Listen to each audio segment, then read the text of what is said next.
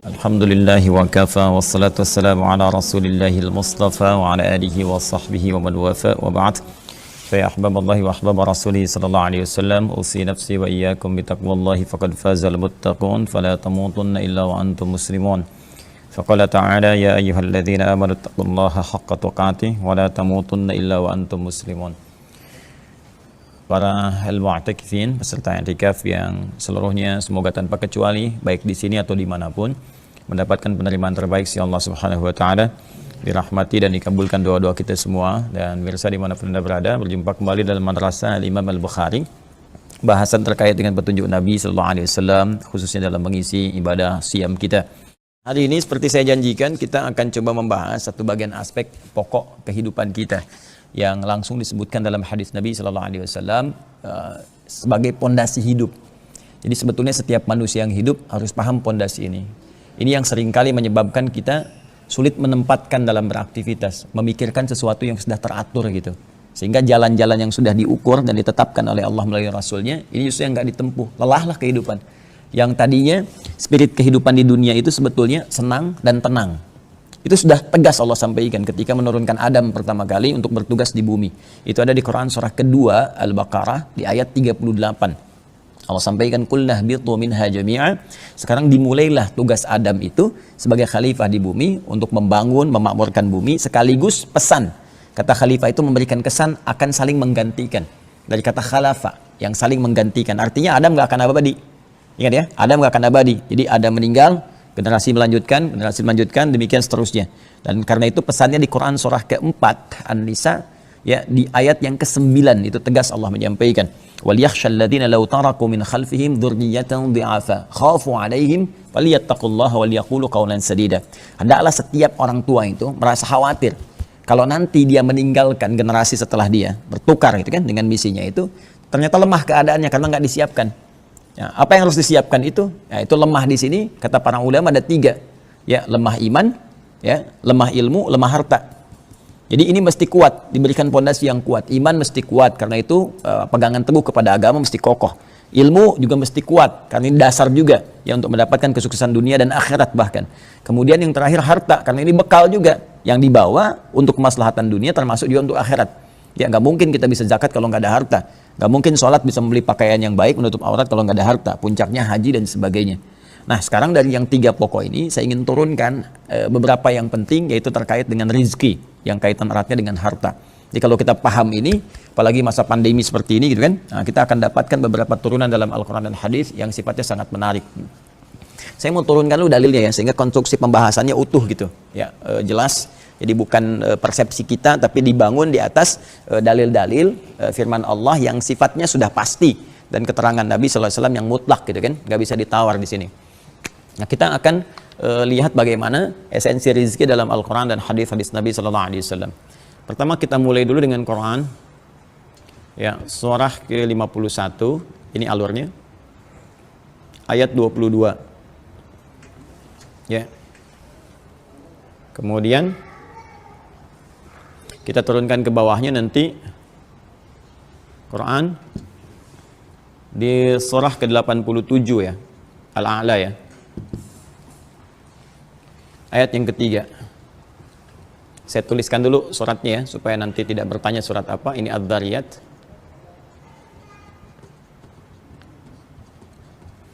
Ini Al-A'la.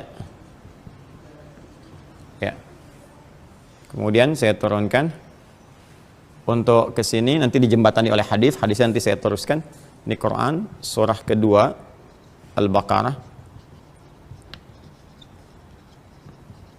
di ayat 168. Nah, ini baru standar, sifatnya universal. Nah, ini universal, artinya berlaku bagi setiap hamba sepanjang dia hamba Allah, baik itu beriman, kan, ataupun belum beriman, standarnya ini. Nanti ini semua akan ditengahi dalam hadis riwayat Al-Bukhari.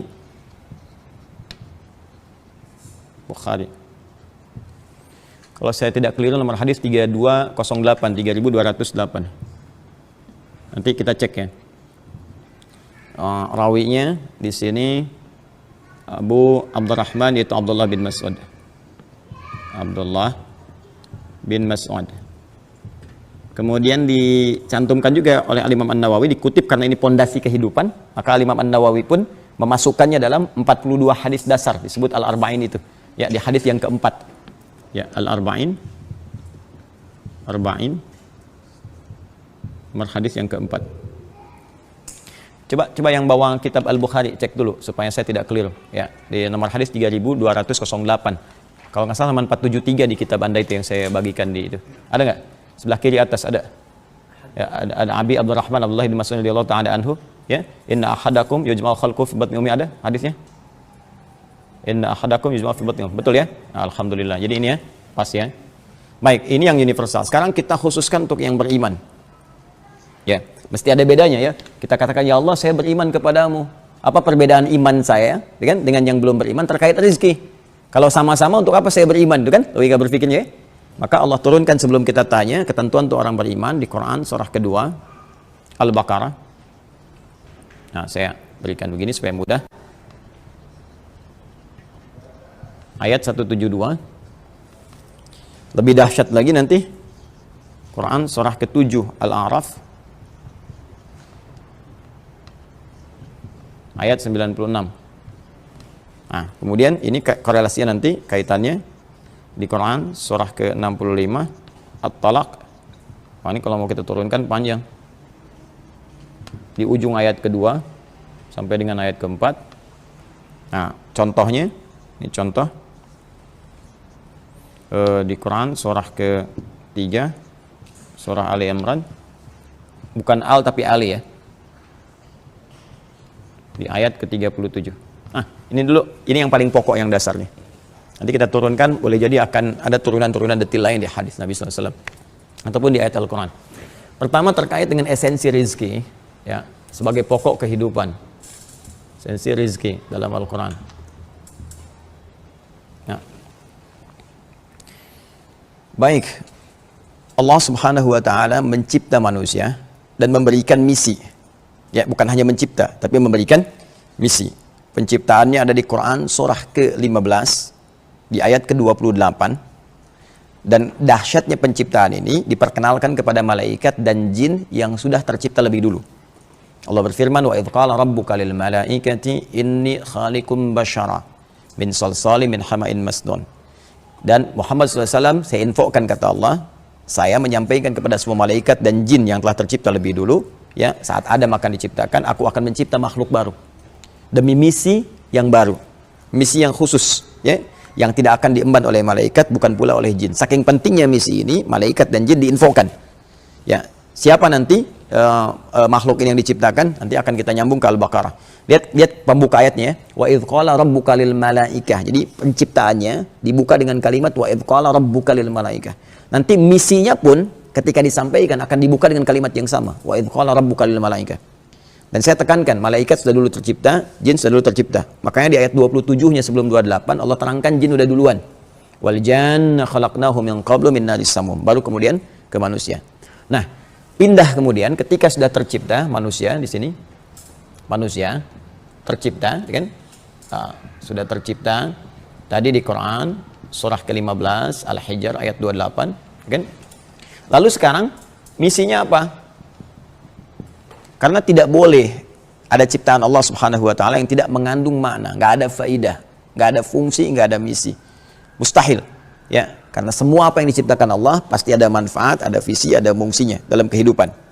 Baik, apalagi manusia, ya, benda mati saja ada manfaatnya, apalagi manusia. Maka diinformasikan oleh Allah misi, ya, di balik penciptaan manusia ini, apa tujuannya? Disampaikan di Quran surah kedua Al-Baqarah, saya tuliskan Al-Baqarah di ayat yang ke-30. Perhatikan baik-baik, pembuka ini itu sama dengan pembuka yang di sini. Quran surah 15 dengan Quran surah 2, di ayat 28 dan 30 itu kalimat pembukanya sama. Jadi yang ini wa idz qala rabbuka lil malaikah, yang ini wa idz qala rabbuka lil malaikah. Seakan-akan misi manusia itu sama penting dengan penciptaannya. Jadi kalau ada manusia bertugas di bumi tidak membawa misinya, tidak mengimplementasikan misi yang telah Allah tetapkan, seakan-akan itu penciptanya dianggap dianggap tidak bermakna gitu bagi manusianya. Ya, seakan-akan saya nggak ciptakan kamu begini, gitu kan? Jadi ini penting untuk kita untuk membawa pemahaman ini supaya kita paham sampai dengan usia segini betul nggak kita membawa visi ya dan fungsi yang Allah telah berikan kepada kita. Apa itu? Wa idz qala rabbuka lil malaikati inni ja'il. Yang pertama inni khaliqun, yang kedua inni ja'ilun. Sebentar, sedikit sekali pengayaan yang singkat. Ya. Ini kembali ke Allah. Khaliqun. Inni ja'ilun. Awalnya sama-sama, pembuka awalnya. Saya ingin terangkan kata ini yang paling penting. Khaliq. Khaliq ini bukan sekedar mencipta, tapi pencipta dari bahan yang sama sekali tiada, sampai mengadakan bahannya juga. Dari awal penciptaan. Jadi dia nggak butuh bahan, nggak butuh apapun, bahkan dia yang menciptakan bahannya di awal. Ya, dari semua aspeknya. Itu disebut khaliq. Dari kata khalaq. Makanya makhluk manusia nggak bisa disifati dengan nama ini. Khaliq. Ya, diberi nama langsung misalnya Khaliq misalnya, nggak bisa, harus pakai Abdul di awalnya, Abdul Khaliq misalnya, karena sifat penciptaan manusia membutuhkan kepada materi yang lain. Ya, misalnya ini mau buat meja nih, nggak bisa misalnya ada khalaqat tawilah, nggak bisa, dia menciptakan meja, nggak bisa, karena bahannya bukan dia yang ciptakan, dia hanya merangkai dari bahan-bahan yang telah ada. Ya, makanya dalam bahasa Arab yang sekarang pembuat sesuatu itu bisa dikatakan sani', ya, kalau dia sifatnya bahan-bahan pabrikan atau rakitan-rakitan sani'. Ya, Pak Sony, bapak yang suka kreasi gitu kan, buat sesuatu. Sani atau mukhtari' dari kata ikhtara'. Mukhtari'. Ya. Atau mubdi', kalau penemu sesuatu dari bahan tapi orang belum banyak tahu. Ya, sekarang kan banyak penemuan-penemuan kan? Nah, itu mubdi' namanya. Mubdi'. Dalam aspek duniawi ya, kalau dalam aspek syariat justru salah. Ini yang disebut bid'ah itu sifatnya. Ya, jadi maaf, agama itu nggak butuh penemuan karena sudah berbentuk pedoman, nggak usah ditemukan lagi gitu ya, kecuali turunan-turunan dalil di situ yang menghasilkan kemudian bimbingan dalam kehidupan. Dan itu pun sifatnya sudah ada gitu ya, tinggal kita kemudian lakukan pengayaan untuk praktikalnya. Jadi ini untuk manusia. Ya, jadi mubdi', mukhtari', sani'. Adapun khaliq hanya bagi Allah. Jelas ya? Baik. Nah, ini pencipta dari yang tidak ada menjadi ada. Ketika sudah tercipta dan harus diberikan fungsi, apa manfaatnya, fungsinya apa? Maka berubah kalimat menjadi ja'ala. Ya, orang yang memberikan fungsi ya, atau zat yang memberikan fungsi pada hasil yang tercipta itu disebut dengan ja'il namanya. Ya. Jadi kalau ini misalnya spidol sudah ada, saya ingin katakan ini fungsi spidol. Ana ja'altu ya hadzal qalama misalnya katiban ya, untuk menulis misalnya kan, atau wasilah lil kitabah sebagai perangkat untuk menulis. Ya, maka Allah sampaikan saya mencipta manusia dan saya berikan fungsi kepada manusia, misinya tuh ini. Dan jelas sekali tugasnya. Ja'ilun fil ardi. Ini yang pertama kali kita mesti ketahui. Ya. Ja'ilun fil ardi. Ah, ini dia nih. Fil ardi. Jadi misi kita bukan di langit. Asal kita yang dari langit. Awas, ini bukan asal kita di bumi. Kita berasal dari langit. Kita itu istimewa, tinggi. Langit itu kan sama. Sama itu semu, tinggi.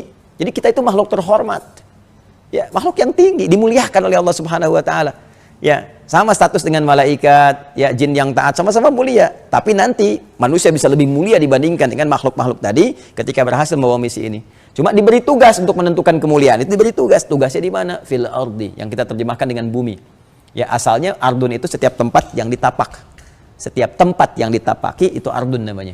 Walaupun misalnya sedang ada ke bulan, ya, sedang dinas ke bulan misalnya kan, sekarang pengen mencoba ke Mars misalnya. Nah, itu setiap tempat yang ditapaki walaupun di bulan jadi ardun. Karena asal kata ardun itu setiap tempat yang ditapak. Jelas ya? Karena umumnya beraktivitas di bumi, maka disebutlah dengan ardun itu bumi. Jelas? Nah, dunia itu sifatnya. Ya, jadi dunia itu asalnya bukan nama tempatnya, dunia itu sifatnya. Ya, nah ini penting sekali untuk kita sampaikan. Nah, dunia itu sifatnya. Nah, dari kata dana, yadnu dunuwan. Ya, sesuatu yang dekat atau berlangsung cepat. Ya, dekat atau berlangsung cepat, ya kan? Orang yang disebut dani, ya, dani, dana yadnu dunuwan. Perempuannya disebut dengan daniyah. Ya, Ahmad Dani gitu kan, Ahmad yang cepat. Ya, Ahmad itu sifat beribadah yang tinggi, cepat beribadah. Ya, misalnya ada nia yang cepat, yang dekat, nia daniyati, ya, bisa dia daniyah. Nah, ini ada dari sini. Ya, dana itu cepat. Kenapa sifat dunia disebut dengan dunia? Jadi sifat ardun disebut dengan dunia seakan memberikan kesan bahwa perjalanan hidup di dunia itu di muka bumi itu cepat. Ya, kayaknya baru kemarin ya Ramadan. Sekarang udah tanggal 29 lagi. Kayaknya baru kemarin menikah, sekarang udah punya cucu. Ya, kayaknya baru kemarin gitu, kayaknya singkat, cepat. Itulah ya, dunia. Dan ternyata misi ini saking inginnya Allah cepat kembali kita kepada Allah Subhanahu wa taala guna meraih rahmatnya, maka dijadikan kehidupan di muka bumi ini tidak berlangsung lama. Ya, untuk memberikan kesan kepada kita, satu saat cepat atau lambat dengan sifat cepatnya kehidupan dunia kita akan pulang. Kita akan pulang. Jelas ya? Nah, kalau sudah mengerti tentang ini, maka rahmannya Allah, kasihnya yang sangat dalam kepada setiap hamba menjadikan setiap hamba Allah itu diinginkan langsung oleh Allah sukses dalam rangka membawa misinya di bumi. Ya, untuk sukses inilah diberikan bekal-bekal. Cuma nanti dikembalikan ke manusianya, mau ikhtiar nggak memaksimalkan bekal ini saat bertugas. Jelas ya? Baik. Apa di antara bekalnya?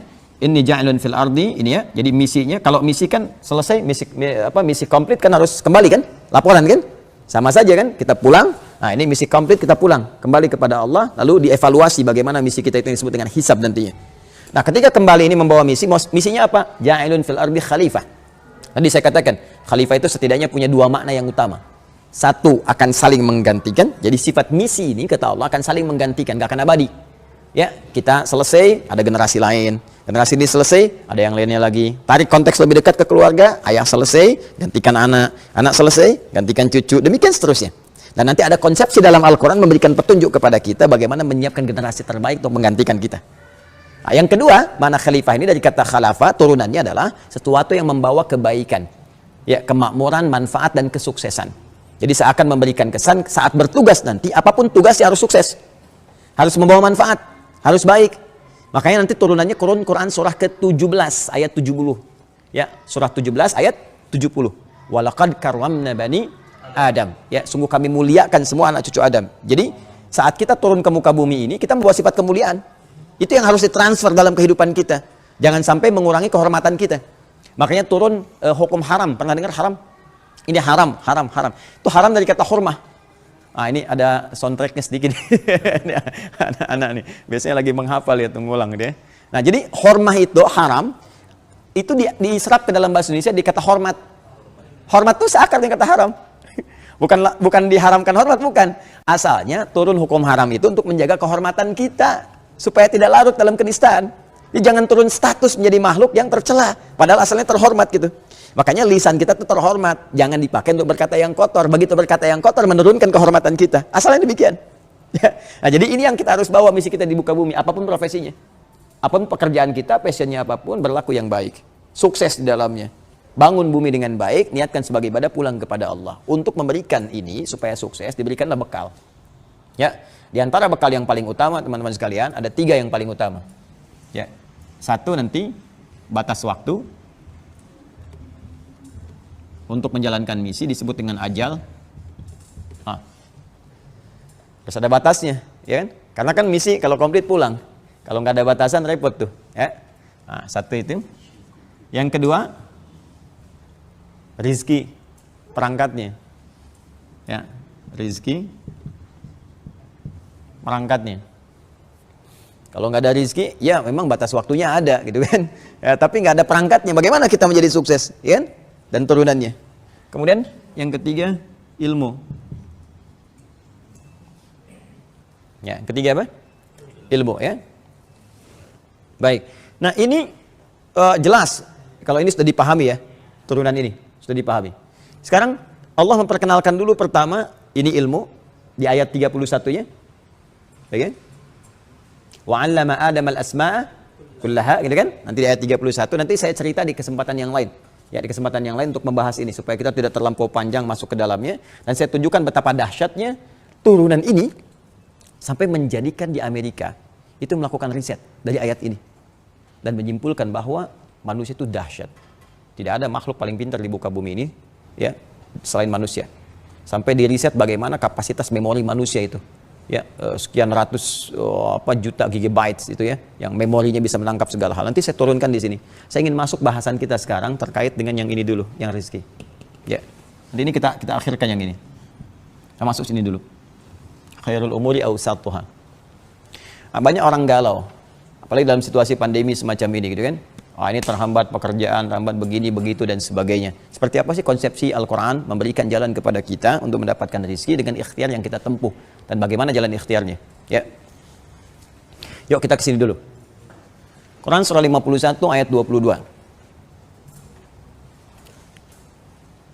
Pemirsa mohon izin ya, saya sedikit mengingatkan teman-teman yang itikaf di sini, kita bisa fokus, dan teman-teman yang di samping kanan atau kiri saya, kalau mau ikut itikaf, gabung kajian silakan, kalau tidak Anda istirahat diam atau Anda turun ke bawah ya. Baik, lanjutkan. Quran surah 51 ayat 22, Ad-Dhariyat. Wa fis samai rizqukum wa ma tu'adun. Saya mau tanya sebentar, tadi konsepsi kita saat diberi misi ada di mana kita? Di langit kan? Ya, Adam maksud saya dalam konteks ini. Adam kan? Tugasnya di mana? Di bumi kan? Nah, sebelum tugas diturunkan, Allah sudah memberikan segala perlengkapan kepada Adam alaihissalam, termasuk jaminan untuk keturunan-keturunannya. Bukan hanya ilmu. Ilmu itu hanya ditampilkan sebagian untuk memberikan keyakinan kepada malaikat dan jin yang kiranya akan menyoal kenapa harus manusia yang dipilih. Ya, jadi manusia ini diberikan bekal khusus oleh Allah karena ini cuma manusia yang bisa. Maka ditunjukkanlah bekal ilmu. Ya, namun selain itu ada juga yang diberikan perangkatnya, yaitu apa tadi? Rizki. Ya, maka kita lihat Quran surah ke-51 ayat 22. Wa fis sama, dan sejak di langit itu kata Allah, rizqukum, rizki kalian manusia yang akan bertugas di bumi sudah Allah tetapkan sesuai dengan maslahat masing-masing, sesuai dengan batas tugasnya masing-masing. Ya, jadi jangan khawatir, ternyata kaidah rizki itu sudah Allah tetapkan.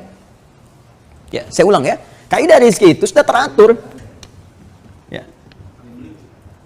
Wa fis samai rizqukum, dan di langit itu sejak kalian nanti belum beraktivitas ke bumi, aku sudah tetapkan kata Allah, rizki kalian masing-masing. Ada bahasa kumnya di situ. Ya, lihat kalimatnya. Allah tidak mengatakan wa fis samai rizq, tapi wa fis samai rizqukum. Ini. Dan di langit itu, sejak di langit, ya, rizqukum, rizki kalian itu, ini membentuk jama' menunjuk kepada setiap personal kita. Jadi setiap kita itu udah ada bagian rizkinya. Ya, wa ma tu'adun, dan dijanjikan oleh Allah akan diberikan. Ini nggak akan tertukar. Makanya kalau orang Islam, orang beriman, juga non-muslim, mau mengkaji konsepsi ini, nggak akan terjadi pencurian. Ya, karena setiap kita udah dapat bagiannya, nggak akan tertukar. Ya, hanya kurang kerjaan kalau ngambil rezeki orang lain. Kenapa? Sebab kalau bukan punya kita, pasti akan balik kepada pemiliknya.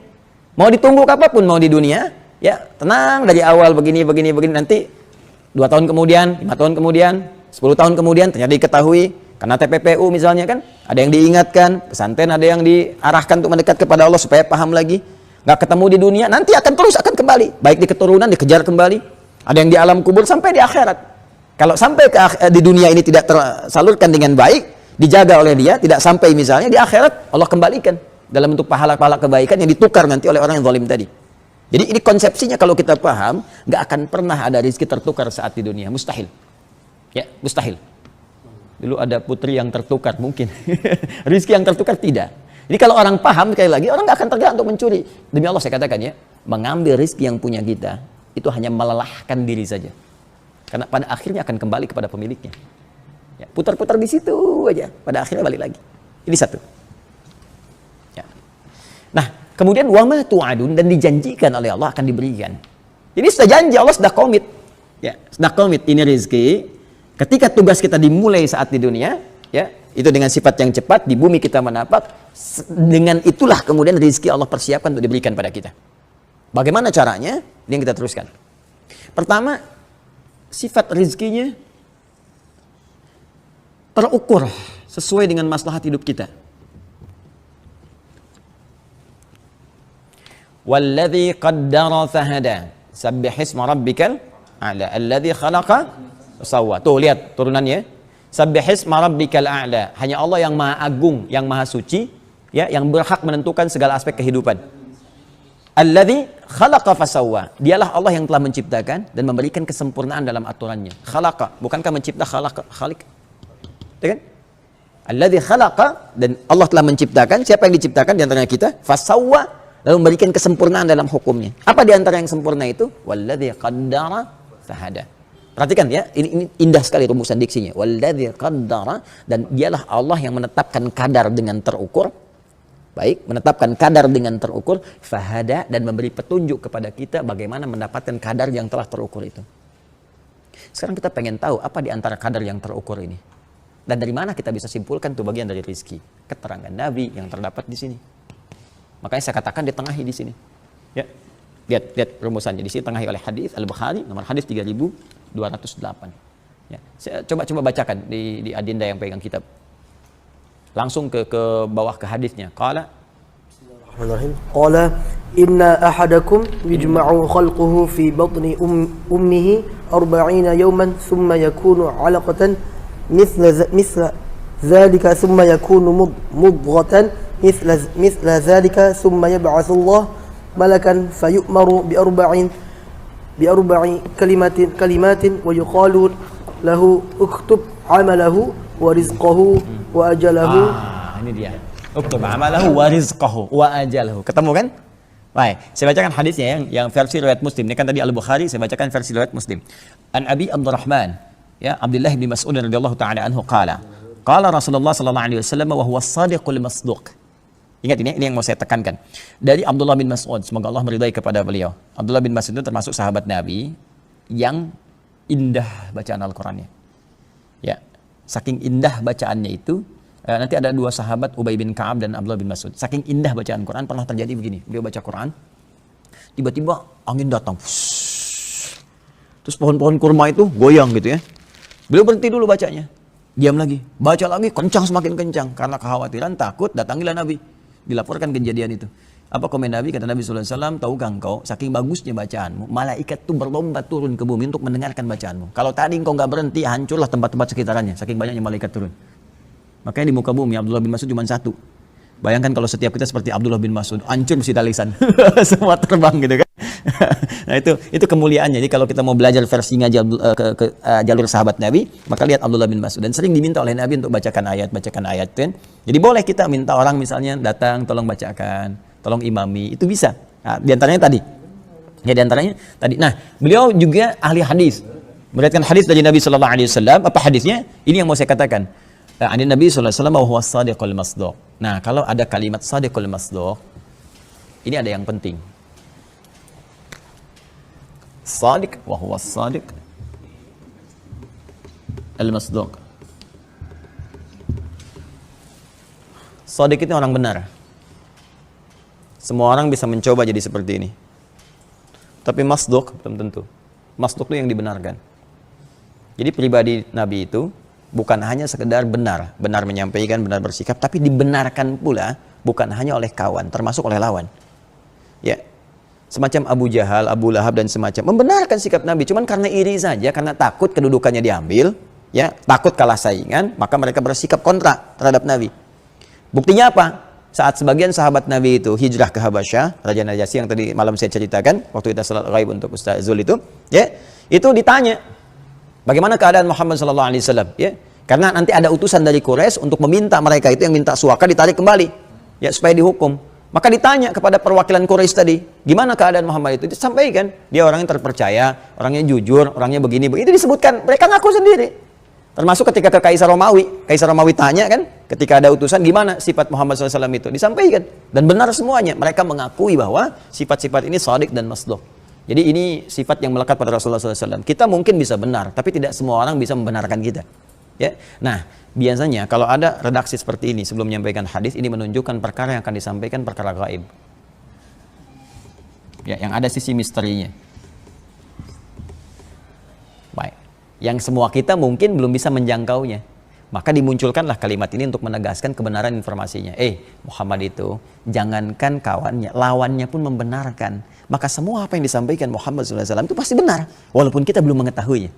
Makanya Abu Bakar itu pernah satu ketika ingin dikerjai oleh Abu Jahal. Abu Jahal itu pernah berusaha membangun siasat untuk menjatuhkan Nabi, dan para sejarawan sepakat tinggal satu orang lagi. Kalau satu orang ini berhasil, ya, diprovokasi oleh oleh Abu Jahal, maka seketika dakwah Nabi akan selesai. Ya. Nabi SAW mengatakan, saya baru Isra tadi malam, berangkat dari Masjidil Haram ke Masjidil Aqsa, cuman semalam balik lagi gitu kan. Abu Jahal senang dia, wah dapat peluru nih buat nyerang kan. Akhirnya diminta untuk naik ke Jabal Qubais. Jabal Qubais itu sekarang yang ada bukit Istana Raja di atasnya. Yang ada kalau kita Grand Zamzam, ini Zamzam, ini Hotel Sofwa, nyebrang dikit ke sini. Nah, ini ada bukit besar di sini, di Istana Raja. Itu dulu, ini bukitnya bukit terhormat. Jadi semua orang yang punya kuasa itu akan memberikan tanda dengan naik ke sini.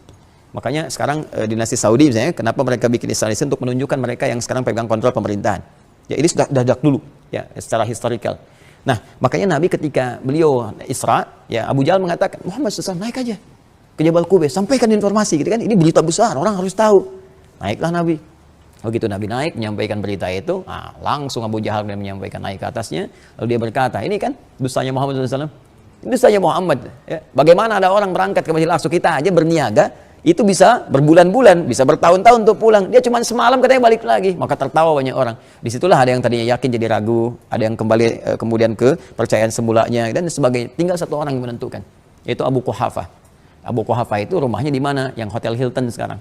Nanti kalau satu saat berangkat ya dengan saya tunjukkan nih, ini rumah si fulan. Nah, ini posisinya di sini. Ini hotel yang Menara Zamzam ya. Di sini ada jalan sedikit ke sini. Ini ada Hotel Hilton di sini. Darut Tauhid sebelah sini. Hotel Hilton yang warnanya marmer gitu ya.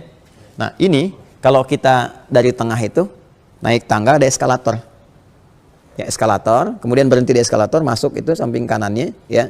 Kemudian masih benar gitu ya sampai dengan sekarang. Itu di situ ada musalla. Ya, itu rumahnya Abu Bakar dulunya. Ya, Hotel Hilton itu. Maka disusul ke sini. Cari Abu Quhafah, Abu Bakar As-Siddiq radhiyallahu ta'ala anhu, diambil, dicari ke situ, disampaikan. Ayolah ikut katanya. Kemana? Pokoknya ikut aja. Udah ketawa-tawa tuh, gembira tuh. Tinggal satu orang ini, kalau satu orang ini berhasil, selesai dakwah Muhammad SAW. Ya. Maka apa yang terjadi? Coba dengar kamu, apa yang dikatakan Muhammad. Ayo, Muhammad berkata lagi SAW ya. Maka beliau menyampaikan seperti yang semula, aku tadi malam diisrakan, berangkat dari sini ke Masjidil Aqsa. Ada kejadian begini, kemudian diperlihatkan sampai aku kembali ke sini. Ya, dengan mi'raj dan kembali ke sini. Udah ketawa Abu Jahal, menanti apa perkataan Abu Bakar. Apa jawab Abu Bakar?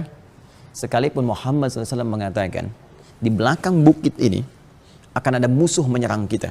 Saya pernah naik ke atas ke Gua Hira, ke Jabal Nur, itu melihat berapa bukit sampai dengan ke lokasi ini. Kurang lebih ada 4 bukit yang terlihat.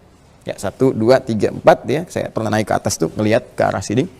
Nah, kata Abu Bakar, seandainya pun Muhammad SAW menyampaikan ada musuh akan menyerang di balik bukit ini, dan itu tidak terjadi, tetap aku akan meyakini apa yang disampaikan Muhammad SAW. Maka gagal dia pada saat itu, kecewa, gagal, dikuatkan oleh Abu Bakar. Maka orang yang yakin terhadap sesuatu, yakin-yakinnya, dan tidak mempedulikan aspek di luar apa yang diyakininya, yang penting yakin saja, itu berubah dari kata shadiq menjadi siddiq. Ya, dari kata shadiq menjadi apa?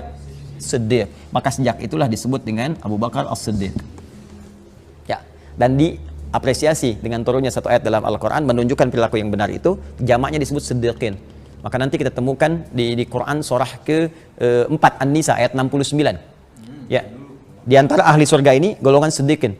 Wa may yuti'illaha war rasul fa ulaika ma'al ladzina an'ama Allahu minan nabiyyin was-siddiqin wasyuhada'i was-salihin wa hasuna ulaika rafiqa. Kata Allah, kalau kalian mau cari teman yang mengantarkan ke surga, carilah golongan siddiqin. Yang yakin dengan agama, yang kuat benar dan bisa menerjemahkan konsep agama dalam kebaikan hidupnya. Ini siddiqin. Nah, sekarang ya kan begitulah ngaji itu ya. Hadis kadang orang baca ke isinya aja gitu. Padahal ini ada inspirasi besar di balik pembukanya. Apa hadisnya? Inna ahadakum yujma'u fi batni ummihi, inna ahadakum yujma'u khalquhu fi batni ummihi 40 yawman nutfah. Thumma yakunu mithla dzalika 'alaqah, thumma yakunu mithla dzalika mudghah. Setiap kalian anak cucu Adam, selain Adam alaihissalam, akan dibentuk proses kehidupannya oleh Allah Subhanahu wa taala melalui proses di rahim ibundanya. 40 hari pertama ada percampuran proses antara spermatozoom dengan ovum ya dengan spermatozoa berproses. Kemudian 40 hari kedua berbentuk alaqah, zigot yang menempel di dinding rahim. 40 hari ketiga berbentuk mudghah. Sekarang di kurikulum kedokteran, saya pernah ada anak mahasiswa mau belajar dari kedokteran, saya minta modulnya, saya pelajari. Ternyata mereka bahas juga istilahnya sama, mudghah. Ya, proses 40 hari ketiga 120 hari, artinya 4 bulan. Sudah berbentuk daging keratan kecil, sudah mulai ada bentuk, ya kan?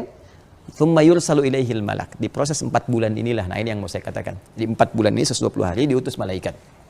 Fayanfukhu fihi roh. Diperintahkan untuk meniupkan roh. Jadi 4 bulan ini itu sudah ada roh. Ya, kalau ada yang mengandung 14 sudah ada roh. Dan nanti disunnahkan kedua orang tua memperbanyak amal soleh. Karena setiap apa yang dikerjakan akan berdampak kepada janin yang dikandung. Nanti ada doa bahkan khusus yang bisa dibacakan di Quran surah 7 ayat 189. Lain waktu mudah-mudahan kita bisa bahas ya. Kembali, Dan diperintahkanlah malaikat setelah ditiupkan roh itu usia 4 bulan diperintahkan untuk menetapkan 4 hal yang sudah ditetapkan di langit itu. Maka berlaku mulai saat itu. Ya, saat roh mulai masuk. Baik, wa fis sama'i rizqukum, ini diantaranya ini, dari mana taunya? Kita bacakan. 1, rizqihi, rizkinya. Ya, kedua, ajalihi. Nah, saya batasi pada 2 ini saja. Kalau terkait dengan bahasan kita. Nih, ajal, rizki. Jadi sejak usia 4 bulan, begitu roh masuk sebagai sumber kehidupan ke dalam raga seseorang, maka disitulah berlaku ajal yang telah Allah tetapkan sebelumnya. Di langit, di lauh mahfuz sudah tertulis. Ada hidayat, ya akan hidup, sekian, sampai dari sebelum ada, setelah ada, sampai kembali kepada Allah. Ya kan? Terus kita berikhtiar di muka bumi ini untuk menjalani hukum-hukum Allah. Maka ketika ditetapkan oleh Allah Subhanahu wa taala, rezekinya sudah ada, kapan itu kepastiannya kemudian diberikan? Berlaku hukumnya saat usia 4 bulan dalam kandungan ibunda kita. Karena rezeki sudah mulai ada. Ini dia. Nah, itu Allah masih ngatur lewat orang tua dikasih. Makanya nggak boleh orang tua kasih yang haram. Karena terus akan melekat kepada jiwanya dan nyambung ya kepada anaknya. Ya, mohon izin sebelum sampai kepada ikhtiar kita, saya ada sedikit sekali ya untuk berbagi singkat dan padat. Awal saya pulang dari Indonesia, saya mengajar satu komunitas. Ada kajian ibu-ibu setiap Kamis waktu itu. Sunnah Nabi Kamis untuk waktu ibu-ibu mengaji itu. Nabi pernah ini kapan aja bisa mengajar itu ya. Cuma Nabi itu punya jadwal kajian untuk ibu-ibu hari Kamis. Itu menarik tuh ya. Nah, ada seorang ibu membawa satu anak. Anak itu unik sekali. Karena gini, ibunya tuh soleha, bapaknya soleh taat. Tapi anaknya beda. Dia ngaji dengan saya tuh luar biasa gitu. Sana sini sana, terus kita kasih penyesuaian. Alhamdulillah dia bisa diam. Diam, belajar, senang. Dia setelah itu mulai lagi lah. Anak-anak tapi melebihi batas bercanda anak-anaknya gitu ya dengan yang gaul. Kita masih bisa kontrol. Begitu dia pulang, waktunya pulang, ibunya langsung berkata, "Alhamdulillah Ustaz," katanya. "Kenapa?" "Saya terima kasih banyak anak saya bisa duduk, bisa belajar. Itu di tempat lain. Kalau saya sudah antarkan, pasti saya tunggu dulu sebentar karena nanti gurunya di dalam akan mengantarkan lagi dibawa pulang." Jadi nggak ada satu sekolah pun yang bisa bertahan. Ya, jadi antarkan lagi pulang. Ini sebetulnya Ustaz saya adopsi. Nah, tadi satu keluarga, ayahnya banyak berbuat tindakan kriminalitas, ibunya senang mabuk. Bahkan saat hamil pun masih minum katanya. Jadi dia lahir anak kembar, satu dibawa oleh salah seorang public figure, artis, satu lagi oleh beliau dibawa. Sudah insya Allah jadi baik. Tinggal bagaimana nanti menutupi yang kurang baiknya waktu dia dikandung itu, ditutup lagi dengan yang baik terus sampai itu hilang. Jadi itu berpengaruh kebiasaan-kebiasaan orang tua dan sebagainya. Terlebih nanti ketika terlahir, mohon maaf sekali, pengaruh lingkungan. Memberikan pengaruh yang sangat kuat. Ini yang kita kemudian kondisikan jadi baik. Seperti Maryam dikondisikan. Nah, sekarang saya kembali ke rezeki ya. Singkatnya, sudah Allah berikan dalam konteks kehidupan kita. Ini kalau dari tumbuh, masa tumbuh, sampai balik, sampai terus, maka lewat orang tua. Ya. Nah, nanti kita berangkat ke fase lain. Kalau ingin cara cepat, ada rezeki anak yang dengan anak itu disiapkan, orang tua bisa dapat bagiannya. Makanya di Quran ada redaksi, nahnu narzuquhum wa iyyakum.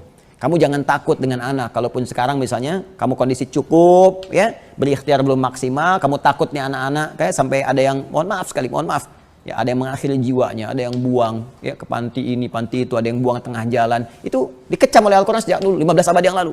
Perilaku itu nggak bagus kata Allah. Bahkan ada nanti di anak saya tetapkan rezeki yang bermanfaat untuk orang tuanya.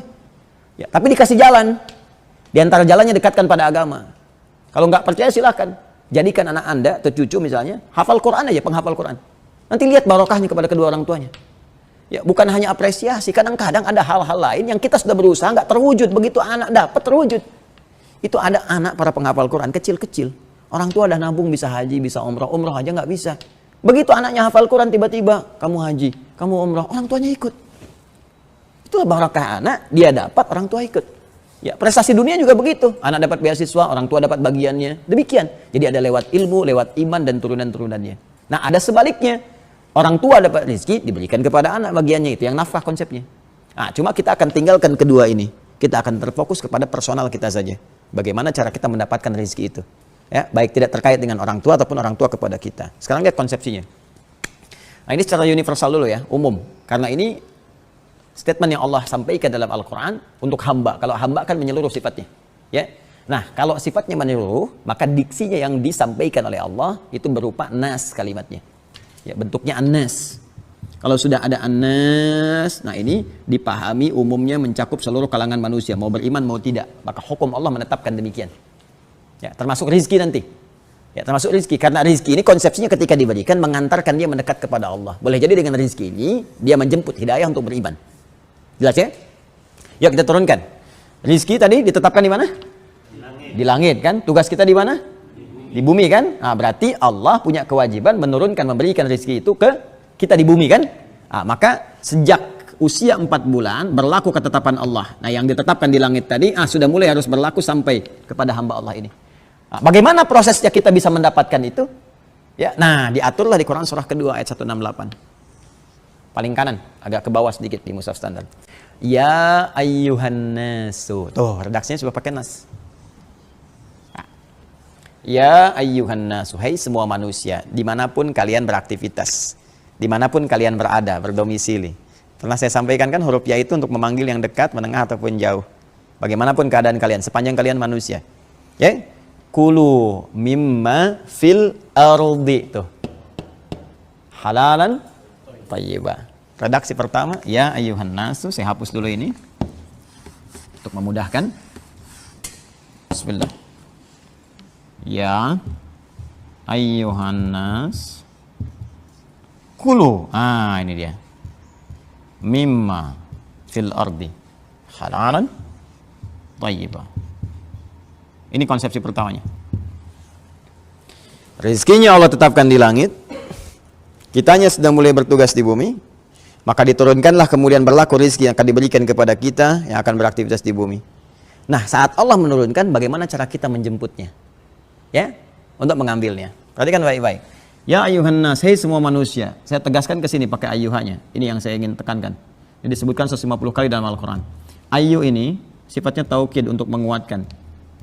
Haknya tanbih untuk menekankan ingatan. Jadi memberi peringatan. Yang ini menguatkan. Jadi cara menerjemahkannya, hei semua manusia tanpa kecuali. Aku tegaskan kepada kalian. Aku ingatkan. Jika kalian ingin mendapatkan rezeki dariku yang telah aku tetapkan dan aku ukur dengan teratur, kulu. Apa artinya kulu? Kan taunya makan kan? Nah, kalau makan itu aktivitas apa? Bekerja atau sifat atau beda? Kerja kan? Kata kerja kan? Kata kerja. Udah bagus lah. Kerja. Kalau kerja itu usaha nggak? Usaha. Kulu ini fi'il amr. Fi'il itu kata kerja.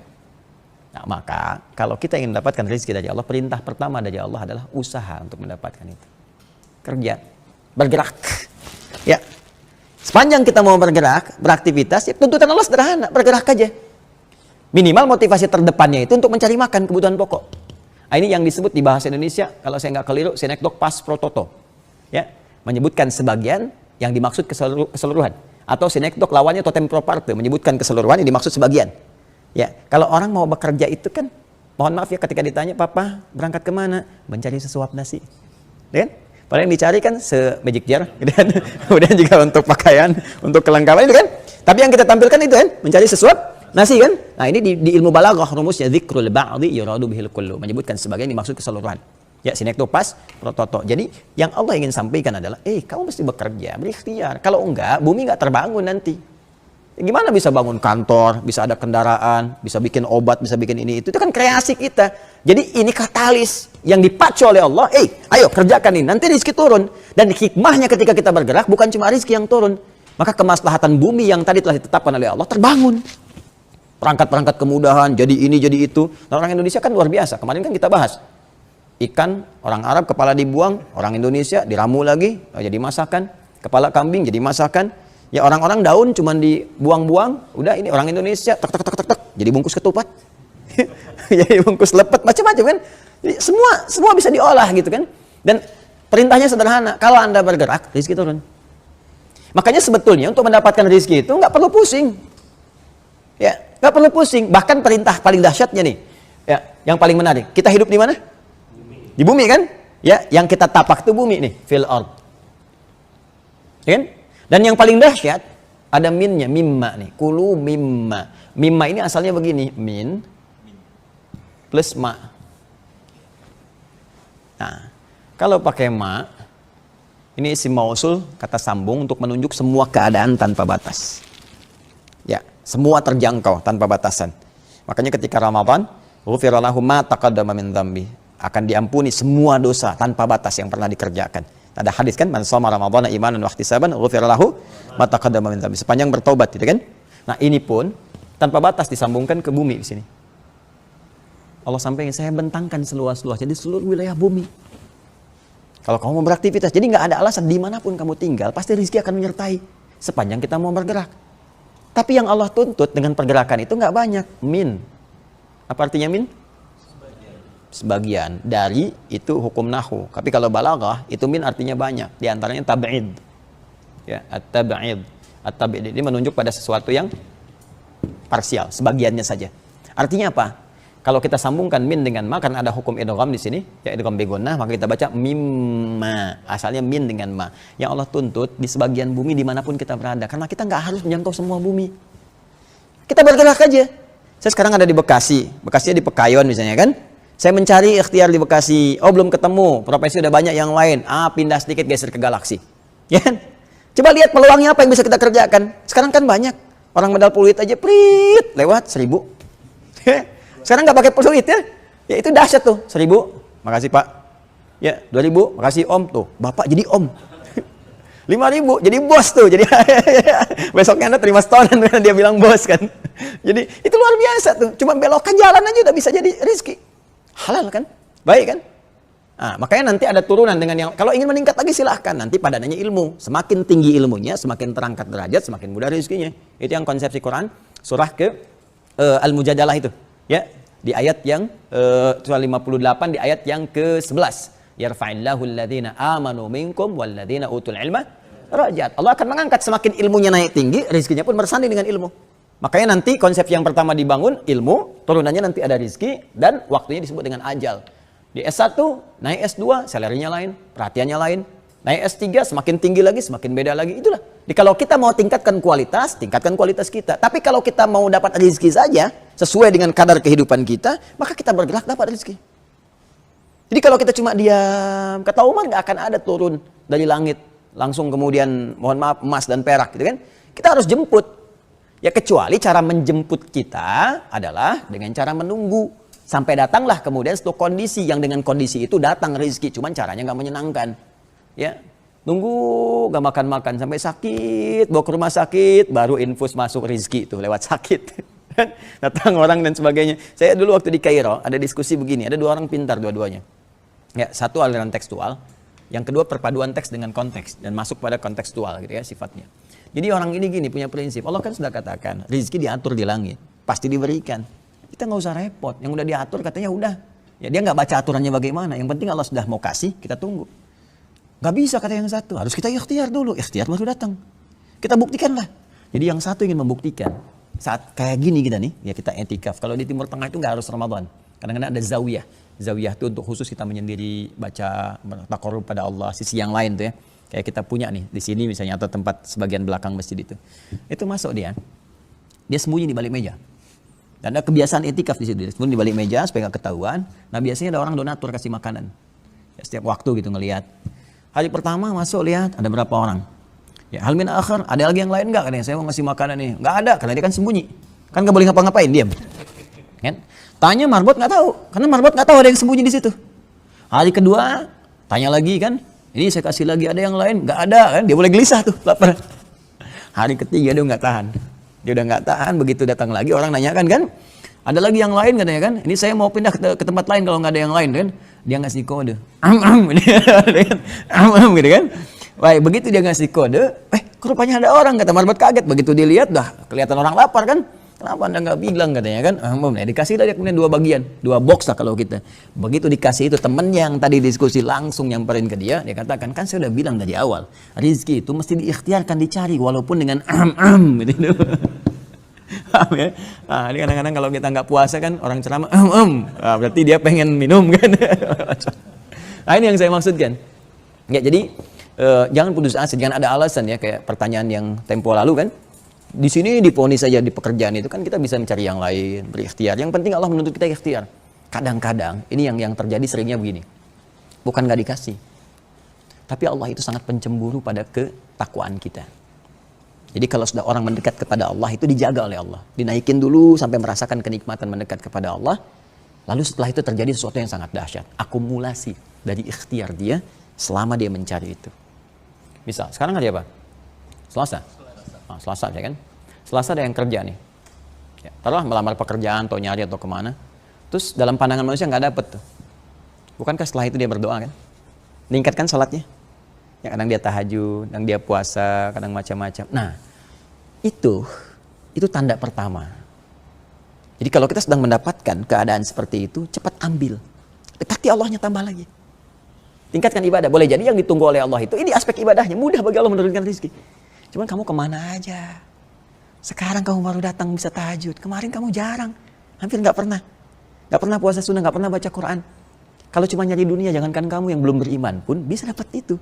Cuman iman kamu fungsinya apa? Bakal kamu pulang bagaimana? Maka kita kemudian diminta oleh Allah untuk mendekat dulu. Mendekat, Rabu, kadang belum dapat, Kamis, ya. Begitu Jumat, tiba kemudian kita Jumatan, niatnya nggak nyari rezeki, mau Jumatan ya. Tiba kemudian ada orang tiba-tiba datang misalnya. Aku ada peluang nih pekerjaan, begini. Langsung ya, kirimkan CV-nya, besok kita keluarkan berapa gaji yang diminta. Kadang terjadi. Ya. Tiba kemudian dapat bagian sembako, dapat bagian ini itu yang kalau dihitung itu akumulasi pekerjaan kita dari Selasa, Rabu, Kamis. Ya. Tapi memahami ini butuh praktek dari Al-Qur'an dan butuh mempraktekkan nama kita sebagai mukmin. Mukmin itu dari kata iman. Iman itu yakin tanpa ragu. Dalikal kitabullah hudalil. Nah, jadi terhadap qadar Allah ini mesti yakin. Kalau kita ragu nggak akan dapat. Ini dulu di zaman-zaman dulu sering terjadi yang seperti ini dan sudah paham fikihnya. Dia ada sahabat, ini kisah nyata ya. Nanti dulu tuh masih banyak buku nih. Mas Fahad nih rajin baca buku dan tahu udah koleksi-koleksi buku itu. Dulu ada buku kalau masih ingat itu kisah orang-orang soleh kan. 30 kisah teladan, sekian kisah teladan. Di antara sekian kisah itu ada kisah nyata zaman orang-orang soleh terdahulu. Dia berusaha berikhtiar di rumah sudah nggak ada makanan macam-macam, dia berikhtiar berangkat, nawarkan jadi kuli panggul di pasar dan sebagainya kan. Lalu apa yang terjadi? Dia nggak dapat tuh, datang kemudian ke musala. Dia bermohon lagi pada Allah, ya Allah aku sudah berikhtiar seperti apa yang kau perintahkan, mau berikan rezeki kepadaku seperti apa yang telah kau janjikan. Dia berikhtiar, setiap berikhtiar dia jaga waktu sholat, ke masjid lagi, terus lagi seperti itu. Di rumah belum dapat, hari pertama belum dapat kan, hari kedua sudah tahan lapar, hari ketiga ini yang paling dahsyat. Hari ketiga dia berangkat, dia sudah tahu keadaan keluarga. Ya, istri dengan anak-anaknya, istrinya sudah luar biasa bagaimana sifat solihahnya sampai memberikan gambaran kepada anak-anaknya untuk tidak putus dalam harapan mendoakan bapaknya dan sebagainya. Tapi kan namanya anak pasti lapar, udah mulai nangis dan sebagainya, maka pura-pura dia goreng. Jadi dari batu, kemudian dia masukkan ke kayak sangrai gitu, ya tanah begitu, seperti mau masak-masak kayak gini. Anak-anaknya menahan lapar. Suaminya, teman-teman sekalian, apa yang terjadi? Dia mulai ke pasar, kemudian dia tahu, wah kalau saya nggak pulang ini repot juga gitu kan, di rumah bagaimana? Maka kemudian dia berusaha untuk menyenangkan, memberikan harapan, dia masukkan batu-batu ke karung. Dia bawa ke musola, disimpan di luar, seperti tadi. Nah ini sunnah nanti sebelum berangkat kita, dulu yang saya terangkan dengan sifat subuh kan, datang kepada Allah meminta untuk eksekusi rencana kita, pulang dari situ pun kalau bisa mampir dulu ke masjid. Ya, di sunnah kita kalau udah bekerja mampir ke masjid dah. Nanti dampaknya banyak. Pertama aura kita jadi lebih teduh. Jadi pekerjaan kantor auranya nggak dibawa ke rumah. Tapi aura masjid yang dibawa ke rumah jadi tenang, nyaman. Dan kita bertawakal sehingga dijaga oleh Allah. Orang ini pulang dari musola berangkat. Di perjalanan dia itu saat dari pasar mau ke musola. Saat dia di musola itulah tiba kemudian ada orang datang ke rumahnya. Dia menyampaikan. Ketok pintu menyampaikan ada siapa? Ya saya dapat titipan untuk menyampaikan upah dari pekerjaan ya suami Anda dari tuannya. Upah dari pekerjaan suami Anda dari tuannya. Lihat ya, dalam bahasa Arab itu tuannya itu Rabb. Ya makanya orang Arab menyebut Rabb kepada tuan. Ya karena itu turun kemudian Allah menegaskan tidak ada tuan di antara tuan-tuan yang paling tuan kecuali Allah. Qul a'udzu birabbin nas. Ya, Rabb. Dulu yang dipenjara bersama Yusuf alaihissalam itu, ya ketika Yusuf dituduh kemudian masuk penjara, kan ada beberapa bagian, terus ditakwilkan mimpinya, terus bebas kan? Saat bebas itu masih ingat, Nabi Yusuf pesan kan kepada kawannya ini, tolong ingatkan aku di sisi tuanmu nanti bahwa aku nggak bersalah. Bacakan ayatnya, yang hafal. Uzkurni inda rabbik. Ya, tolong ingatkan aku di sisi Rabbmu. Rabb di sini bukan Allah, yang dimaksud raja, tuannya. Ya, tapi kemudian Allah turunkan kalimat Rabb untuk menegaskan raja di raja. Nggak ada raja selain Allah, nggak ada tuan selain Allah. Maka orang ini berkata, ya yang tadi datang, ini ada upah dari pekerjaan ya suamimu dari tuannya. Begitu dibuka, terima kasih kan ya kan, dikumpulkan Wah, itu emas banyak dan sebagainya. Begitu dia dapatkan itu semua, langsung dia belanja. Dia senang dia belanja, siapkan makanan, hidangkan untuk menyambut suaminya. Dan juga berikan makan kepada anak-anaknya. Suami dalam perjalanan dari musola untuk pulang ke rumah, ini kisah nyata. Dia bawa apa tadi? Batu dalam karungnya, dia panggul sampai ke rumah. Dia sampaikan, dia simpanlah di luar rumah itu. Begitu nyampe ke situ, buka pintu, istrinya gembira, cerah menyambutnya. Masya Allah, suamiku, alhamdulillah gini. Sampaikan kau telah datang gini. Oh iya, dia bingung kan, loh kok istri saya malah gembira. Begitu masuk ke dalam rumah, dia lihat bentangan jamuan yang sangat luar biasa. Dari mana semua ini katanya? Loh, kok gimana? Tadi kan ada katanya utusan ke sini menyampaikan dari Tuhan kamu. Nyampaikan upah ini selama kamu bekerja. Wah, saya pikir saya belum dapat ini sama sekali. Saya cuma baru dari musola, itu bawa bungkusan. Terus itu bungkusan itu apa? Isinya batu katanya. Masa? Coba kamu lihat tuh. Begitu dilihat sini, apaan kamu bawa batu ke sini? Begitu dibuka, isinya gandum yang penuh satu karung. Maka mereka tersungkur semua bersujud pada Allah Subhanahu wa taala. Rabb di sini yang dimaksudkan Allah Subhanahu wa taala mengutus malaikat menyamar dalam bentuk manusia, membawakan hasil dari ikhtiar dia yang bertawakal kepada Allah. Jadi tuh sunnah datang ke masjid, berangkat pekerjaan, balik lagi ke masjid, tawakal kepada Allah, maka Allah berikan satu bagian dari apa yang tidak kita sadari. Ya, wa yarzuqhu min haitsu la. Ini dia. Nah, at-talaq. Wa may yattaqillaha yaj'al lahu makhraja wa yarzuqhu min haitsu la. Cuman takwa itu modalnya iman. Makanya amanu dulu baru takwa. Ya, amanu baru la'allakum tattaqun. Jadi kalau kita nggak yakin, nggak bisa. Di kita ada yang begitu. Dulu ada pendeta kemudian masuk Islam. Saya bertemu orangnya. Ya, namanya Martinus, kemudian masuk Islam, ganti sedikit jadi Martinez kalau nggak salah. Ya, jadi dia tetap sama dipertahankan, tapi dia singkat Muhammad Tri Sutisna, ya waktu itu Muhammad Tri Sutisna gitu. Dia sama begitu pindah ke Islam, ya mengalami satu kesulitan, kan? Tapi dia rajin tahajud, itu mendawamkan takwa dalam bentuk tahajud. Ya, kadang-kadang apa yang terjadi? Begitu dia malam-malam ada yang ketok, ya begitu ketok dia keluar, ya taunya udah ada beras di atasnya ditutup sendal gitu kan. Itu cukup untuk kebutuhan dia. Macam-macam lah kisahnya, panjang kalau saya mau teruskan. Cuma nanti kita terhambat di sini. Jadi itu gambarannya. Nah, jadi kita ikhtiar. Sampaikan pada kawan-kawan, ikhtiar. Dan kita memberi jalan. Kalau ada kawan-kawan memberikan, membutuhkan kelapangan, kan? Nah, untuk yang beriman, ini yang dasar saya mau berakhir di sini. Apa bedanya iman kita dengan yang belum beriman? Pasti ada beda. Kalau ini kita tempuh, maka Allah akan berikan sesuatu yang sangat luar biasa khusus untuk orang yang beriman. Quran surah kedua ayat 172. Jadi yang tadinya di kanan di bawah pindah ke kiri ke atas. Ya, tadi kan kalimatnya. Kalau untuk yang belum beriman kan universal, umum ya. Umum sifatnya, termasuk juga beriman, tapi masih umum kan ya Yohanes kan. Ini ayatnya pindah menjadi amanu. Ya ayyuhalladzina amanu. Ya, dari kata nas pindah pada iman. Ya ayyuhan nas pindah menjadi ya ayyuhalladzina amanu. Perhatikan baik-baik ya. Ya ayyuhalladzina amanu. Ini dia. Tuh, yang disebut ada imannya. Ya, seakan sebelum kita berkata, ya Allah, ini kan masih umum, saya beriman, apa faedah iman kita? Langsung Allah turunkan ayat, ya ayyuhalladzina amanu. Semua orang yang punya iman. Iman kalian pun tetap harus menempuh sunnah dulu untuk mendapatkan rezekiku. Apa itu sunnahnya? Kulu. Tuh. Tetap bekerja. Dia orang beriman juga harus kerja. Ya, tetap sama, kerja, beraktivitas, berikhtiar dan sebagainya. Cuma bedanya dalam pekerjaannya apa? Kalau yang ini kulu mimma fil ardi halalan thayyibah. Maaf ya, ini harus diikutkan nih, halalan thayyib, legal, tidak melanggar hukum setempat, apalagi hukum syariat. Thayyib dari yang halal itu dapatkan yang baik, yang sesuai kebutuhan, yang kita butuhkan. Itu aspeknya. Thayyib itu sesuai kebutuhan. Ya. Nah, di sini pindah ke sini, ya ayyuhalladzina amanu kulu min thayyibati ma razaqnakum. Ini yang dahsyatnya ini. Ya, saya garis ya. Kulu, silahkan kamu bekerja dulu, berikhtiar aja, apa aja dulu. Ya, apa aja dulu. Yang paling menarik, yang ini kan mimma fil ardi. Kita harus berangkat kemana nih? Cari, ini nggak ada, pindah ke sini, ini nggak ada, pindah ke sini dan sebagainya. Yang penting ikhtiar kan? Yang ini, lihat baik-baik. Sepanjang kamu mampu tingkatkan imanmu kepada Allah dan meningkat dengan baik, ma razaqnakum, kamu tetap ikhtiar. Tapi ikhtiar kamu nggak akan sulit. Karena kami yang akan siapkan rezekimu sepanjang kamu mau ikhtiar. Yang penting ikhtiar aja. Ya. Bisa jadi ke masjid tiba-tiba dapat makanan. Bisa jadi demikian. Ya, yang penting ada ikhtiar, dengan niat untuk berikhtiar, mewujudkan. Jadi iman itu bersanding dengan ini. Makanya saya sering katakan, bekerja itu kalau kita niatkan karena Allah jadi ibadah. Karena panggilannya iman, sama dengan puasa. Ya ayyuhalladzina amanu kutiba alaikumusiyam. Kita puasa kan dapat pahala, maka kerja pun dapat pahala. Jangan dikira mencari nafkah nggak ada pahalanya. Makanya saya sering katakan pada teman-teman yang berkarir atau bekerja dimanapun, saya sering tanya, puluhan tahun kerja jadi ibadah nggak? Kan? Ibadah itu manfaatnya apa? Manfaatnya ketika diniatkan jadi ibadah, ternyata mempercepat datangnya rezeki. Dan yang mengirimkan siapa? Nah, yang kemarin saya bahas, dengan keagunganku kata Allah, aku janjikan, kalau kamu benar imannya, mencari dengan baik, maka seketika itu juga aku percepat datangnya rezeki kepadamu. Nah, yang paling menarik ini, lihat sini.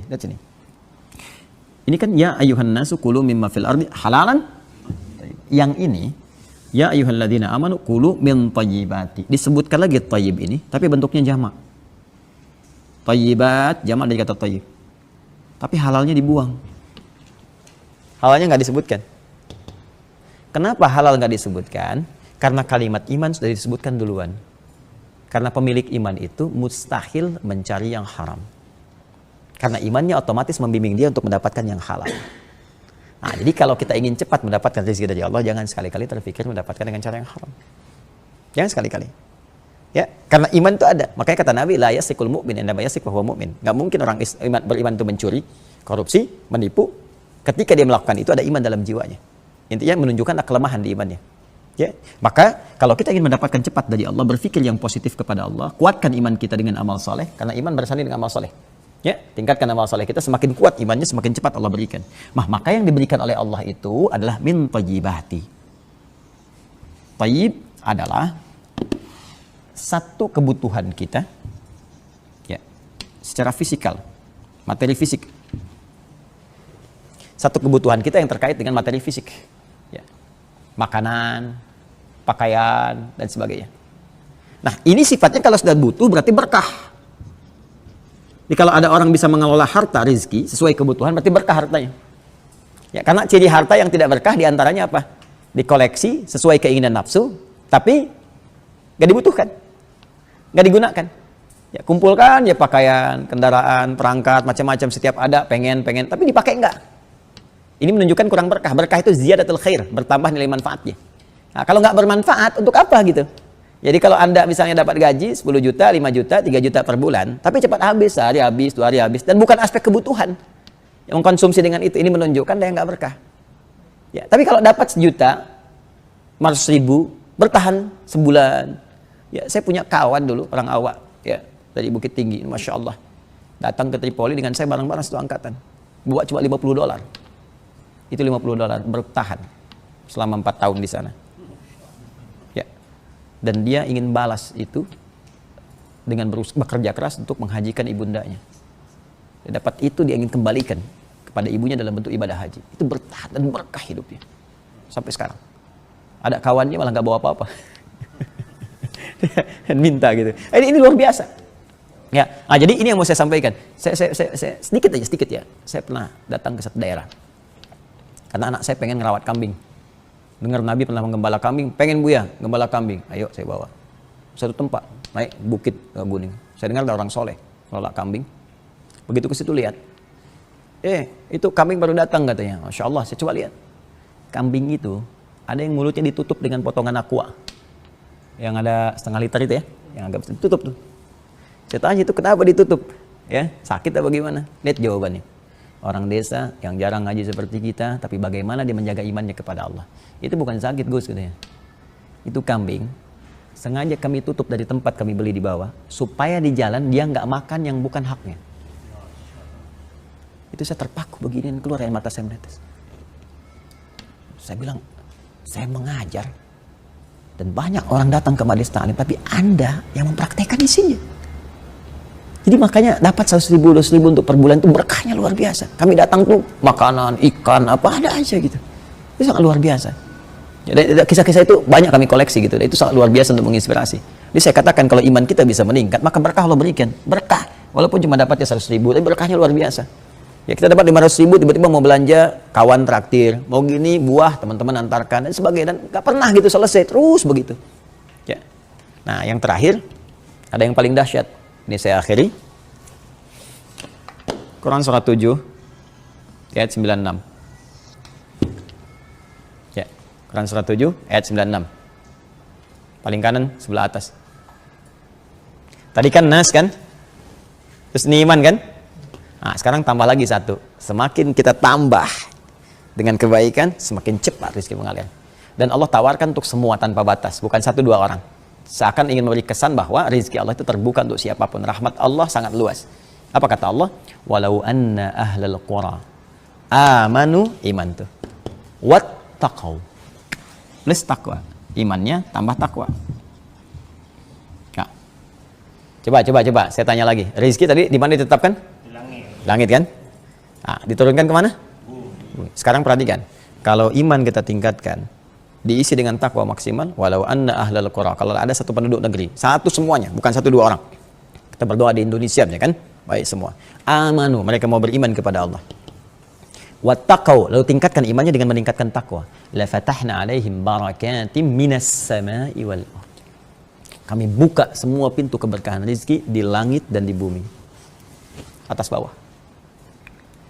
Makanya kita katakan Mekah negeri mubarak. Kan? Madinah mubarak, yang diberkahi. Karena diberkahi rezekinya dari atas dari bawah. Ya. Coba gersang begitu kok tiba-tiba pisang ada, semua jenis buah ada, segala ada. Dan manusia yang beraktivitas ya seringkali, mohon maaf ya, dipandang ya biasa, bahkan sedikit dinilai kecil gitu ya oleh masyarakat dunia. Ya, ada di antara teman-teman kita itu satu negara pecahan dari Pakistan, Bangladesh ya. Jadi India pecah Pakistan kemudian jadi sebagian Bangladesh. Itu Bangladesh rata-rata teman-teman kita, dan ini menggambarkan situasi ya. Dan kita mendoakan semua yang terbaik gitu kan. Kalau kita temukan di bandara ada, ini ada, macam-macam ada, dan mau menerima upah berapapun, yang penting bisa bekerja gitu kan. Rata-rata di aspek-aspek pekerjaan yang sektor-sektor yang kecil gitu. Tapi di Mekah tidak, cuma di Mekah. Bagaimana Allah mengangkat status sosialnya jadi pemilik hotel, ya kan? Kemudian pemilik mobil, kendaraan macam-macam, catering, itu bisa naik statusnya di Mekah itu, saking berkahnya. Allah ingin menunjukkan ketika negeri diberkahi, apapun itu, semua tidak ada ukuran manusia di situ. Maka diturunkan oleh Allah semua jenis kebaikan-kebaikan. Maka kalau kita ingin mendapatkan semua hal tadi, kemuliaan-kemuliaan, gampang, enak, terbuka semua, dan berkah hidupnya, bertambah kebaikannya, maka tingkatkan iman dengan takwa. Ya.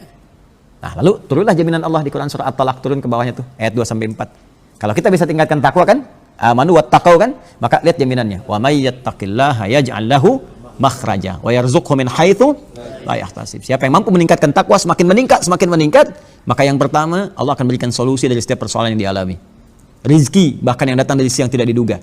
Jadi kalau kita orang beriman, ini kan kita puasa kan sekarang. Dan di antara fungsi puasa meningkatkan takwa kan? Maka demi Allah saya katakan, kalau 80% lebih lah umat Islam di Indonesia benar puasanya, meningkat takwanya, dan negara pasti akan terbantu. Akan terbantu. Ya, taruhlah di krisis misalnya di bidang ekonomi, macam-macam dan sebagainya, itu akan terbantu. Akan datang. Allah kirimkan sesuatu yang mungkin kita harap-harapkan terjadi baiknya. Ya, jadi otomatis itu. Ya, otomatis. Jadi saya kira sekarang harus ditingkatkan. Peningkatan puasa kita ya, sholatnya tingkatkan, baca Qur'annya, tata diri kita lebih baik lagi, sehingga menghasilkan kejujuran, goalnya itu kan, ya, kedisiplinan, kemuliaan, ya, toleransi dalam konteks yang dibenarkan dan turunan-turunannya. Kemudian terakhir, kalau kita tanya, gimana contohnya? Adakah jaminan dari Allah untuk itu terwujud atau hanya janji saja? Allah buktikan lewat Maryam, Quran surah Ali Imran ayat 37. Ini buktinya. Yang meningkatkan iman, meningkatkan takwa, akhirnya sebelum minta sudah Allah kirimkan, seperti yang pernah saya kisahkan. Dan Maryam itu bukan nabi, bukan rasul. Makanya kita nggak bisa ngeles, itu kan nabi ya Allah, itu kan rasul. Ini bukan nabi, bukan rasul. Itu kan laki-laki ya Allah, ini saya kirimkan perempuan. Namanya Maryam. Disiapkan oleh orang tuanya, meningkatkan iman dan takwa. Apa yang terjadi? Kullama dakhala 'alaiha Zakaria al-mihraba wajada 'indaha rizqa. Tuh. Rizqa, istrinya Mas Fahad, rizqa. Wajada 'indaha rizqa. Ya. Fataqabbalaha rabbuha biqabulin hasanin wa anbataha nabatan hasana wa kaffalaha Zakaria. Kullama dakhala 'alaiha Zakaria al-mihraba wajada 'indaha rizqa. Mihrab itu tempat untuk meningkatkan iman dan takwa. Begitu ditingkatkan itu, datang rezeki. Setiap waktu. Ya, sampai Nabi Zakaria berkata, "Qala ya Maryam anna laki hadza?" Dari mana semua ini? Apa jawabannya? Qalat huwa min indillah. Lihat ujungnya, innallaha yarzuqu may yasha bighairi hisab. Ini konsepsinya. Kalau kita mampu meningkatkan iman dan takwa, Allah kasih rezeki dari sisi yang tidak terduga, bahkan enggak ada batas. Dan itu kemudian dipraktikkan, Nabi ajarkan pada sahabat, ya, Abdurrahman bin Auf mempraktikkan, modal cuman pakaian, meningkatkan rezeki kepada Allah. Ya, beliau orang kaya di Mekah, kekayaannya banyak. Masuk Islam, diambil kekayaannya, kemudian dipersilahkan hijrah dengan pakaiannya saja. dan dibiarkan, nggak dieksekusi untuk memberikan kesan kepada masyarakat waktu itu nih, kalau masuk Islam begini hasilnya. Dan belum tentu selamat sampai dengan ke Madinah, jaraknya 400 kilo. Kan banyak badai dan sebagainya. Nyampe ke Madinah, orang Madinah sangat baik perilakunya sampai diabadikan di Quran surah 59 ayat 9 sampai 10. Wa yu'thiruna 'ala anfusihim walau kana bihim khassasah, saling membantu luar biasa. Yang haus disambut dengan orang bawa minuman, lapar bawa makanan. Orang kaya jadi fakir diterima oleh orang kaya lagi. Apa pertanyaannya? Ya, lihat kalimatnya baik-baik. Akhil karim dalam bahasa kita. Sami'tu annaka kunta ghaniyan. Saudaraku yang baik, aku dengar engkau pernah kaya. Ya, kalau ingin kaya lagi, khudh nisfa mali, ambil setengah kekayaanku. Ambil setengah kekayaanku. Ya, karena tahu orang biasa kaya kan beda, ya. Cara bersikapnya, kemudian kan gaya hidupnya dan sebagainya. Makanya di rumus fisika itu F1 ya sama dengan F2, gaya gerak sama dengan gaya dorong. Ya, semakin tinggi kan semakin besar. Itu kan? Kalau orang naik angkot kan umumnya tawadu, turun terus bayar gitu kan, sedekah, gitu kan? Tapi dia semakin naik, kadang-kadang ada orang kurang kontrol, buka pintu aja nggak bisa gitu kan? Yang paling menarik apa? Lupa, akan ada hukum Pascal, hukum tekanan di gaya itu. Saya belajar fisika dulu. Ya, F berbanding lurus dengan P, hukum pressure-nya. Gaya berbanding lurus dengan tekanan. Semakin banyak gaya, semakin tertekan. Jadi dikiranya ini banyak gaya tampilannya gitu kan, Abdurrahman bin Auf, takutnya tertekan hidupnya karena turun status kan. Silahkan ambil setengah hartaku. Aku dengar kamu ditinggalkan keluargamu. Kalau ingin menikah lagi, silahkan pilih perempuan paling cantik di Madinah, atau bahkan dari keluargaku, atau bahkan di antara istriku. Aku ceraikan, kasih untuk kamu sebagian. Masya Allah. Dan baik ya? Ini jangan dipikir pakai gambaran kita ya, Tega ngasih istri sendiri, bukan begitu. Nanti ini lain konsepsinya, makanya masuknya pakai iman dulu. Kalau belum paham akalnya pakai iman, nanti iman datang hikmah, membimbing akal untuk paham. Ya, untuk mengerti begitu caranya. Maka apa jawabannya? Saya tanya deh, kalau antum jadi Abdurrahman bin Auf, apa jawabannya? Datang ke Bekasi, antum itikaf luar biasa, tinggalkan keluarga, harta nggak ada, ambil setengah harta saya. Kalau perlu, belum dijawab, dah jawab ya. Ya. Apa kata Abdurrahman bin Auf? Jazakallahu khair, semoga Allah berikan pahala kepada Anda. Hari ini ainal aswaq. Cukup tunjukkan kepada aku di mana pusat bisnisnya. Ya. Ternyata apa? Ternyata Abdurrahman bin Auf sudah dibekali oleh Allah melalui lisan Rasulullah dan prakteknya konsepsi bagaimana meningkatkan takwa. Kan setahun sebelum hijrah itu sholat. Dan diantara makna sholat itu untuk mencapai kesuksesan. Falah itu. Maka diajarkan maknanya. Makanya kalau kita tahu makna sholat dari awal sampai akhir, sukses hidup. Ya, walaupun definisi sukses kembali kepada capaian kita masing-masing dan target kita. Maka tunjukkan di mana pusat bisnisnya, di situ beliau kelola, dipraktekkan. Terus dekat lagi ke Allah, sholat, apa dan dipakai semua. Apa yang terjadi? Ya, nggak nyampe 3 bulan, itu sudah terkumpul harta beliau luar biasa. Ya, untanya sudah mulai naik cukup banyak, kambingnya cukup banyak, dinarnya hampir 10.000 dinar waktu itu. Ya, setahun jadi orang paling kaya di sana. 2 triliun. Ya, udah terkumpul asetnya itu. Sampai dia meninggal kurang lebih 3 triliun dah asetnya itu. Jadi tercatat dalam sejarah, selama beliau sudah jadi orang kaya itu, pertama, utang orang Madinah yang punya utang itu dibebaskan oleh beliau. Kan? Itu setiap tahun. Yang punya utang siapa? Bebas. Ya, yang kedua, orang-orang yang perlu modal itu dimodali oleh beliau. Dimodali. Ya. Yang lainnya disantuni oleh beliau. Jadi semua orang Madinah dapat bagian dari keberkahan hartanya. Termasuk semua istri Nabi SAW, sepeninggal Nabi itu, beliau yang support di donasi-donasi. Sampai Sayyidah Aisyah tuh memohon keberkahan kepada Allah untuk Abdurrahman bin Auf. Nah, inilah kehidupan yang memosisikan harta sebagai bagian dari perangkat kehidupan kita untuk mencari bekal untuk pulang. Kalau sudah paham begini, enak hidup. Ya, saya coba praktekkan dan konsepsi terakhirnya harus pandai melihat butuh kita itu seberapa. Lihat di keluarga. Maka selebihnya itu adalah sarana ibadah kita kepada Allah. Gitu. Mungkin dititipkan pada kita untuk itu karena ngejar yang lain mungkin dengan ilmu, dengan tenaga, dengan macam-macam. Sebelum itu dipindahkan kepada orang lain. Ya, itu untuk ini. Belum nanti ilmu, belum kedudukan dan sebagainya. Saya kira itu ya untuk hari ini. Mohon maaf kita tidak buka sesi diskusi dulu ya supaya mudah untuk bisa menstrukturkan ini semua dan mengamalkan dalam kehidupan. Ya, semoga Allah muliakan kita semua, merahmati kita, memberikan petunjuk kepada kita untuk jadi lebih baik dalam kehidupan dan berikhtiar serta bertawakal pada Allah Subhanahu wa taala dari setiap takdir yang telah Allah tetapkan kepada kita semua. Allahumma taqabbal minna innaka antas sami'ul 'alim.